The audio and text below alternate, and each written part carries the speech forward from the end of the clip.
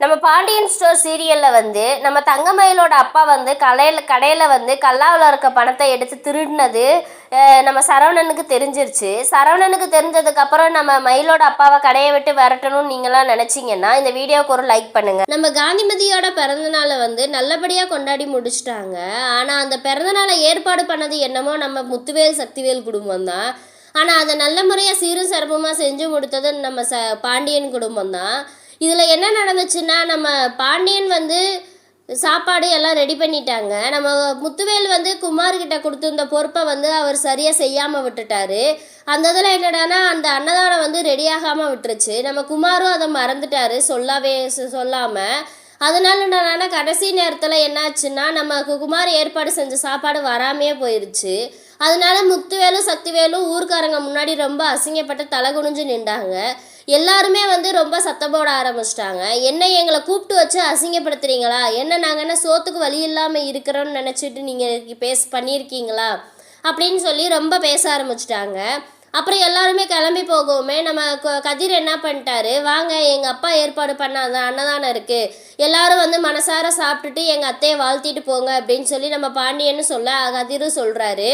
சொல்லாமே சரின்னு சொல்லிட்டு எல்லாருமே வந்து சந்தோஷமாக சாப்பிட்டுட்டு பரவாயில்ல பாண்டியா, என்னதான் உன்னை வந்து ஒதுக்கி வச்சுருந்தாலும் பரவாயில்ல, உங்கள் அத்தையோட பிறந்தநாள் விழாவை நல்லபடியாக செஞ்சு முடிச்சிட்ட அப்படின்னு சொல்லி பாராட்டிட்டு எல்லாருமே சாப்பிட்டுட்டு போயிடுறாங்க. நம்ம காந்திமதியும் ரொம்ப சந்தோஷமாக இத்தனை நாள் இல்லாத சந்தோஷம் எனக்கு இன்னைக்கு கிடச்சிருக்கு அப்படின்னு சொல்லிட்டு நல்லபடியாக சந்தோஷமாக வீட்டுக்கு வந்துட்டாங்க. வீட்டுக்கு வந்து என்னடானா நம்ம குமார சக்திவேலு வெளுத்து வாங்குறாரு. இந்த பரதேசி பையில பெற்று வச்சனால இன்னைக்கு நானும் அண்ணனும் ஊர் முன்னாடி அசிங்கப்பட்டு நிற்கிறோம் அப்படின்னு சொல்லி குமார அடி வெளுத்துறாரு. ஏன்பா அப்படி பண்ணுறீங்க அப்படின்னு சொல்லிட்டு, நான் தெரியாமல் தான்ப்பா பண்ணேன், நான் சொல்லிட்டேன்னு நினச்சி நான் மறந்துட்டேன் அப்படின்னு சொல்லி ரொம்ப சத்தம் போட்டுக்கிட்டு இருக்காங்க. இதில் நம்ம மாறி என்ன பண்ணிட்டாங்கன்னா தண்ணி கொண்டு வந்து கொடுக்க வர்றாரு. வரவுமே நம்ம சக்திவேலு சொம்ப தட்டி விட்டுறாங்க. இங்கே அப்பத்தான் ரொம்ப சந்தோஷத்தில் நம்ம கதிர் கொடுத்த ஃபோட்டோவை வச்சு கொஞ்சிக்கிட்டு இருக்காங்க. சவுண்டு கேட்கவுமே வெளியே வந்து இப்போ என்ன நடந்துச்சுன்னு சொல்லி எல்லாம் சத்தம் போட்டுக்கிட்டு இருக்கீங்க அப்படிங்கவுமே, என்ன நடக்கலை அத்தா, உனக்கு எதுவுமே தெரியாதா, நாங்கள் ஏற்பாடு பண்ண விசேஷத்தில் அவங்க வந்து எல்லாமே செஞ்சு முடிச்ச மாதிரி செஞ்சு முடிச்சுட்டு போயிட்டாங்க, இதெல்லாம் எங்களால் தாங்க முடியல அப்படின்னு சொல்லி இது பண்ணிக்கிட்டு இருக்காங்க.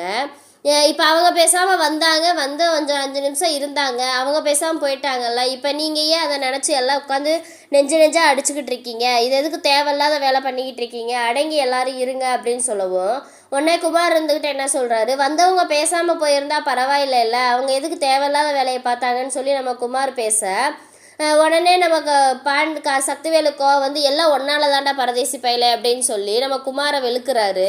சரி விட்டு தொலை, எதுக்கு போட்டுட்டு இது பண்ணிக்கிட்டு இருக்கீங்க அப்படின்னு சொல்லி உடனே முத்துவேல் இருந்துக்கிட்டு யார் எவருன்னெலாம் தெரியாதவங்களாம் இன்றைக்கி ஃபோன் போட்டு என்னை கேவலமாக பேசிக்கிட்டு இருக்காங்க, யாரோ என்னென்னமோ பேசிக்கிட்டு இருக்காங்க அப்படின்னு சொல்லி காது கொடுத்து கேட்க முடியல அப்படின்னு சொல்லிக்கிட்டு இருக்காங்க. உடனே அப்பத்தாவுக்கு கோவம் வந்து என்ன பண்ணிட்டாங்கன்னா, எல்லாரும் கொஞ்சம் நிறுத்துறீங்களா, என்ன உங்களுக்கு மட்டும்தான் கத்த தெரியும், நீங்கள் கத்திட்டு இருக்கீங்களா, நான் உங்களை பெத்தவ, எனக்கும் கத்த தெரியும், கோமதியை 30 வருஷமாக அந்த கோயிலுக்குள்ளேயே நுழைய விடாமல் வந்து நீங்கள் வச்சுக்கிட்டு இருந்தீங்க, ஆனால் இன்றைக்கி ஏதோ ஒரு 5 நிமிஷம் வந்து அவள் சந்தோஷமாக இருந்துட்டு போயிட்டான்னு சொல்லி நீங்கள் இப்படி இது பண்ணிக்கிட்டு இருக்கீங்க, எதுக்கு இந்த தேவையில்லாத வேலையை பார்த்துக்கிட்டு இருக்கீங்க, நான் சந்தோஷமாக இருக்கணும்னு தானே இந்த விழா ஏற்பாடு பண்ணீங்க, நீங்கள் நினச்சதை விட நான் ஒரு டபுள் மடங்காக நான் சந்தோஷமாக தான் இருக்கேன், அதனால நீங்கள் எதை பற்றி இது பண்ண வேண்டாம், தேவையில்லாமல் கோயிலில் நடந்ததை கோயிலோட விட்டுருங்க, இங்கே வந்து வீட்டில் வந்து அதை பற்றி பேசுகிற வேலை வச்சுக்கிறாதீங்க அப்படின்னு சொல்லி நம்ம காந்திமதி சொல்லிட்டு போயிடுறாங்க. என்னமோ பெரிய இவங்களுக்கு தான் கத்த தெரியுங்கிற மாதிரி கத்திக்கிட்டு இருக்காங்க, என்னமோ வீட்டில் இலவு விழுந்த மாதிரி இப்படி கத்திக்கிட்டு கிடக்குறாங்க அப்படின்னு சொல்லிட்டு கோவிச்சுட்டு போயிடுறாங்க. எல்லாமே இவனால தான் அப்படின்னு சொல்லி குமார மறுபடியும் அடிச்சுட்டு உள்ளே போயிடுறாங்க. அப்புறம் என்னடானா இங்கே என்னடானா நம்ம கோமதி வந்து அதை நினச்சி ரொம்ப சந்தோஷப்பட்டுக்கிட்டு அவங்க அம்மா கூட எடுத்த ஃபோட்டோவை எங்கன மாட்டுறதுன்னு சொல்லி டிசைட் பண்ணிகிட்டு இருக்காங்க.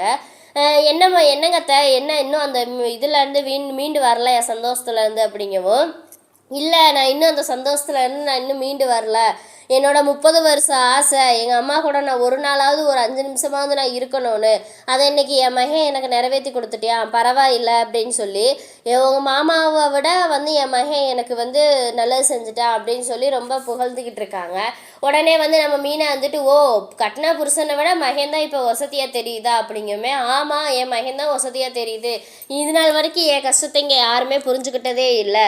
புரிஞ்சுக்கிட்ட ஒரே ஆளு உங்கள் மாமா தான். ஆனால் இன்னைக்கு அவரை விட எனக்கு சந்தோஷத்தை என் மகன் கொடுத்துட்டான் அப்படின்னு சொல்லி ரொம்ப பெருமையாக பேசிகிட்டு இருக்கும்போதேன்னு செந்திலும் நம்ம கதிரை வர்றாங்க. வரவுமே வேகமாக போய் கதிர் ரொம்ப சந்தோஷம் கதிர் அப்படின்னு சொல்லிட்டு அழுகுறாங்க. ஏமா இப்போ அழுகுற, என்னாச்சு அப்படிங்குமேனு. இல்லை அத்தை இன்னும் அந்த பிறந்தநாள் விழாவிலேருந்து இன்னும் மீண்டு வரல அப்படிங்குமே. சந்தோஷமாக இருந்தால் சிரிக்க தான் செய்யணும், அது எதுக்கு அழுகணும் அப்படின்னு சொல்லவுமே நீ பேசாமல் இரு அப்படின்னு சொல்லிட்டு கோமதி செந்தில விரட்டிட்டு, இல்லை நான் நினைக்காததெல்லாம் நான் நடக்கும்னு நினச்சதெல்லாம் நான் நடக்காமே போச்சு. ஆனால் இன்றைக்கி நான் எது நடக்காதுன்னு நினச்சோன்னா அதை நீ நடத்தி காட்டிட்ட கதிரே, எனக்கு ரொம்ப சந்தோஷமாக இருக்குது அப்படின்னு சொல்லி ரொம்ப வந்து விழாவை ஏற்பாடு பண்ணதும் என்னமோ அவர் தான் எல்லாமே செஞ்சது. ஆனால் இன்றைக்கி மறக்க முடியாத இன்ப அதிர்ச்சியை எங்களுக்கு எல்லாத்துக்குமே கொடுத்துட்டேன். அம்மாவும் இதை நினச்சி ரொம்ப சந்தோஷப்படுவாங்க அப்படின்னு சொல்லி பேசவுமே, ஏமா நான் ஒரு சின்ன விஷயம் தானம்மா செஞ்சேன், அதுக்கு எதுக்குமா இவ்வளோ தூரம் இது பண்ணுற அப்படிங்குமே.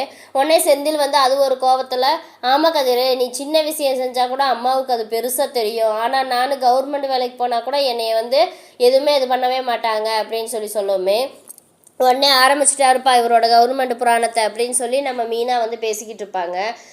சரி விடுங்க அதை நாங்கள் போய் சமைக்கிறேன் அப்படின்னு சொல்லிட்டு பேசிக்கிட்டு இருக்கோமே. அதெல்லாம் ஒன்றும் வேண்டாம் அப்படின்னு சொல்லிட்டு வா நம்ம வீட்டுக்கு போகலாம் அப்படின்னு சொல்லிட்டு மீனாவை கூப்பிட்டு கிளம்பிடுவாங்க. இங்கே கடையில் என்னடான்னா நம்ம மயிலோட அப்பா கடையில் கல்லாவில் வந்து பணத்தை எடுக்கிறத வந்து நம்ம பார்த்துட்டாரு நம்ம சரவணன். இதுக்கப்புறம் நம்ம சரவணன் வந்து என்ன முடிவு பண்ண போகிறாருங்கிறத வந்து அடுத்த வீடியோவில் பார்க்கலாம். இந்த வீடியோ பிடிச்சிருந்தா மறக்காமல் லைக் பண்ணுங்கள்.